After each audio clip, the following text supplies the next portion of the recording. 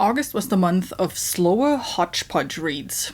Hey everyone, Fina here from Fina Reads. Welcome and welcome back to my channel today with my August wrap-up. The month of slower-ish reads, not all of them, but some of them. And the month of least books read so far this year.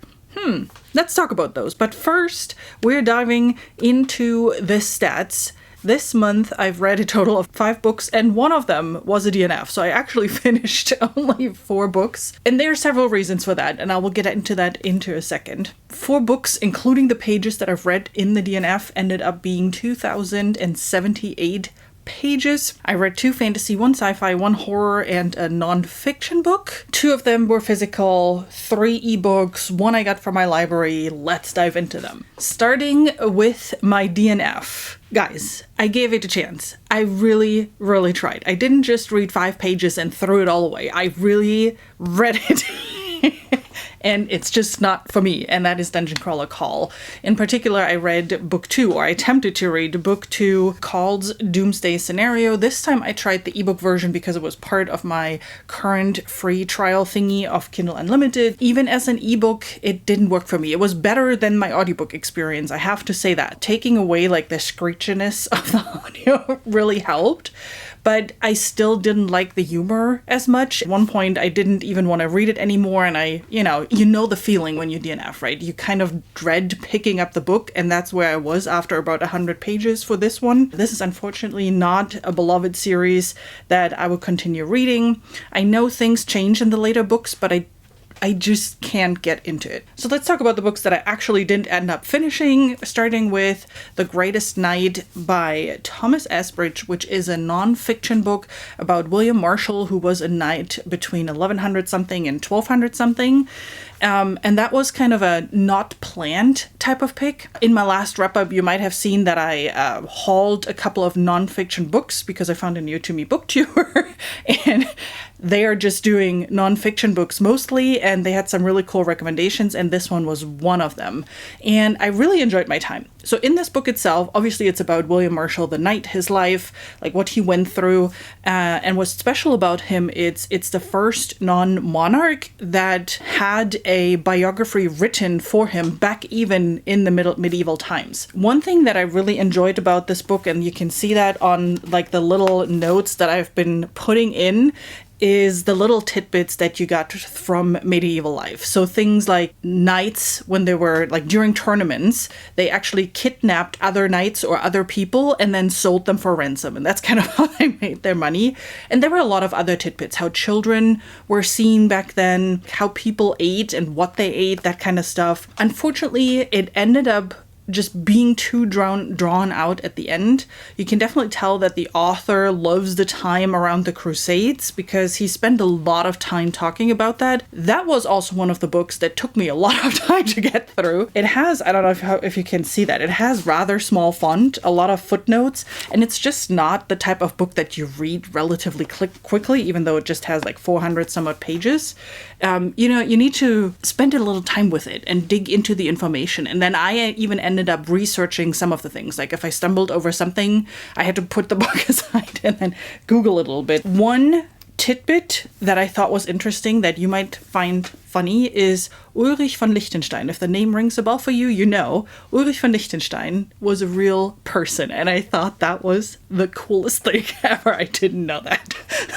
If you know who that is and who I'm talking about, let me know down in the comments. I want to hear. Next up was my monthly John Mars read, and this time it was another one of the science fiction books, the next one in the one universe, which was The Marriage Act. In The Marriage Act, we are living in a Britain where married couples receive better benefits than non-married couples. Or I should say, not even married couples that haven't signed up for the Marriage Act. The idea is that if you're married, you're happier, you have less health issues, you live longer, a whole bunch of things. And in order to get the most out of your marriage, you can sign up for the Marriage Act, where you receive more benefits. You get better pick at housing, you get better retirement benefits, a whole bunch of stuff. The drawback, though, is you get something added to your house, which essentially monitors you 24/7 and listens into your conversation. And if the AI that is behind it picks up discrepancies or fights or stuff like that, you are escalated into the marriage might be in trouble type of situation, which means you are being monitored even heavier. And if the AI still determines that marriage might be in trouble, they send a counselor over to you and a whole bunch of things. So as the book continued, it got creepier and creepier and creepier. What I thought was really cool, in the book you get some of the ads that those couples would see or people living in Britain would see. And as the book continues, these ads are becoming a whole bunch more unhinged. And alone for that, I loved the book. So we are back to this is awesome. The Minders really was a dud. I don't know what happened with that book, but with the Marriage Act, we are back to this very unhinged type of future that John Marrs is building in the one universe. There are definite spoilers that show the outcome of Passengers and The One, so definitely read those first. One more book remaining, which we're going to read in October, I believe. So I'm really excited about wrapping this sci-fi series up. But yeah, that was a really good one. My next book was my big fantasy read of the month. That was my buddy read together with Nico, and there was a whole group that came together and we talked about it actually quite intensively because, my goodness, that was a ride.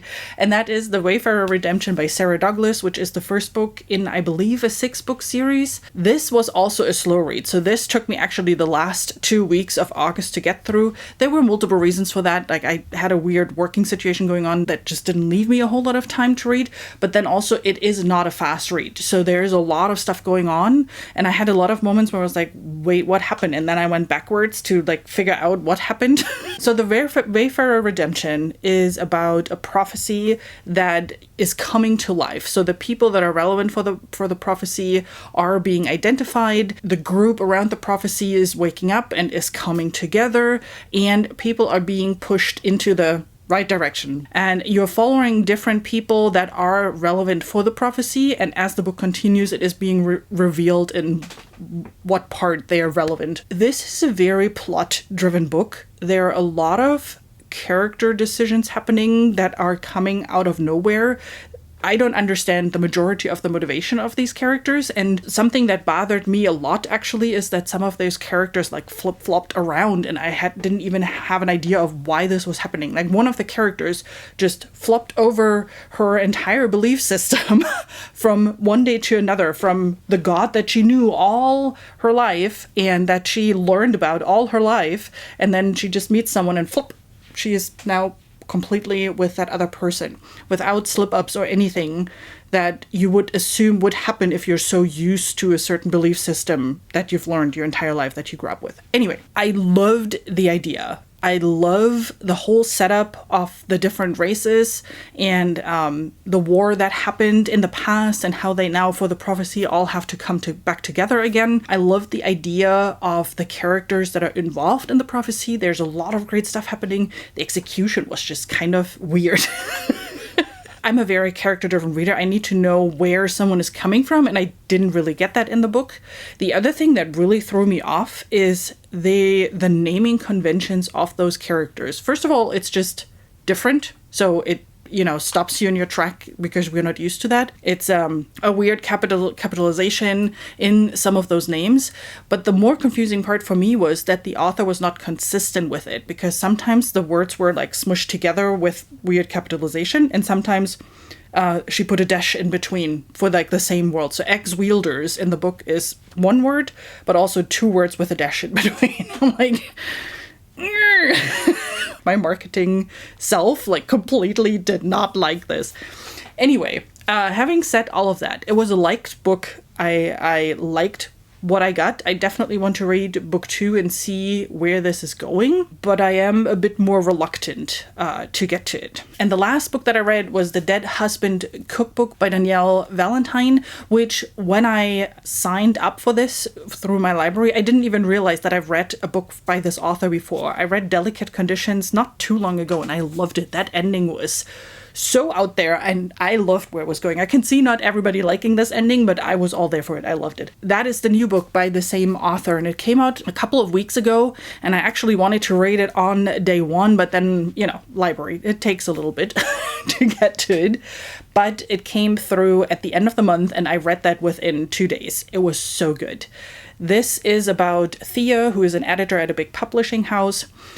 She actually thinks she's about to get fired because she did screw something up. But instead, she is being hired as an editor for a memoir of someone that she has been idolizing her whole life. And that is Maria Capello is, I believe, her name. Names, you know, I never remember them.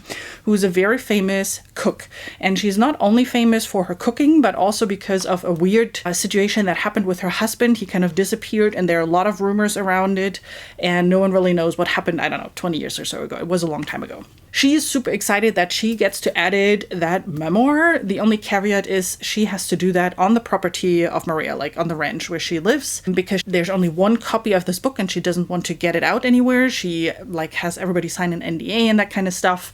Very secretive. While Thea is a little bit like, this is weird, she's actually more excited about meeting her idol and being on that famous ranch and all that kind of stuff. Well, yeah. This book is unhinged as well. Like, I don't know, I love this word this month. My word of the month is unhinged. So there you go. This was so cool. It definitely took me into some directions that I didn't think this book would be going. I was wrong with most of them.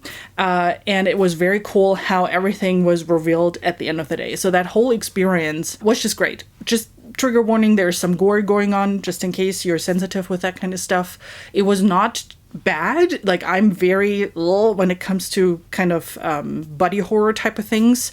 It was not like all the time and everywhere. It was actually done relatively well, like woven into the story, and I could handle it. And I'm pretty squeamy with these types of things, so you're probably fine, but I just wanted just as an FYI. Danielle Valentine might be a new favorite author for me. I know she wrote other more YA horror. I'm not sure if I'm going to check it out, but definitely any adult horror she's going to come out with. That's the books that I've read in August. Let's jump a little bit into September. What am I planning to read in September? And one of the things that we need to talk about is the cereal bowl. In the video where I talked about all the series that I have not finished yet and that I'm in the middle of, I introduced you to this charming little bowl and I asked you to name it. So I put out a poll on Instagram and on YouTube, and you guys ended up naming this Jar Jar Reads. So this is my Jar Jar Reads bowl with all my series, and we're going to pick out the next book that I'm going to read. Wayfarer Redemption, by the way, is in here as well now. I added that earlier. Let's see. This one. Oh, please be not be Dune.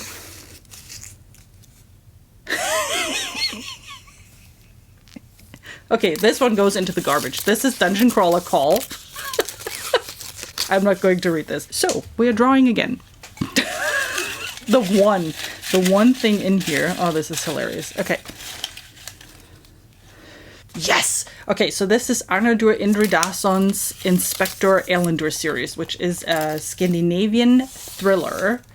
I'm up for this. So yep, that goes on my TBR for September. And then another book that goes on my TBR is going to be Children of Time by Adrian Tchaikovsky. This is going to be a buddy read with Josh from Already Overbooked. I'm crazy excited about it. So this is the buddy read that he and I actually planned forever ago. We actually picked a whole different book back then, and that turned out horrible for the two of us. We both didn't like it. But then we came up with this and said, let's read this. And September is finally the month where we are going to tackle that. It's going to be a reread for me, so I've actually read this before. It was one of the first sci-fis that I've ever read in my life. I'm planning on rereading this with the goal in mind to then finish this series and read book 2 and 3 in hopefully October, November, respectively. This is a chunker. The way my reading is currently going, we'll see. I already know that the middle part is quite slow. I remember that from my last read. I'm excited. I really enjoyed this book back then. I never thought I would root for spiders. I did. In this world, I can live with spiders. Not literally, more figuratively. And then the John Mars book of the month is going to be a thriller, which is What Lies Between Us, where I know nothing about. I can't tell you anything. I just hope it's the good old John Mars darkness that I've come to enjoy from his thrillers, which would also fit with the Honor du Indridazon one, because his are dark as well. So maybe September, I have some dark reads coming. I'm excited. What was your favorite read of the month? What was your favorite book in August? Let me know that in the comments. By the way, if you haven't seen my August author interview quite yet, that was with A.S. Callworth, and we talked about his book, Dreams of the Fallen. Go check that out over here. And if you haven't already, please hit the subscribe button. I would love to see you again and to talk with you more about books, of course. Until then, have an amazing rest of your day, and I hope I'll see you soon. Bye.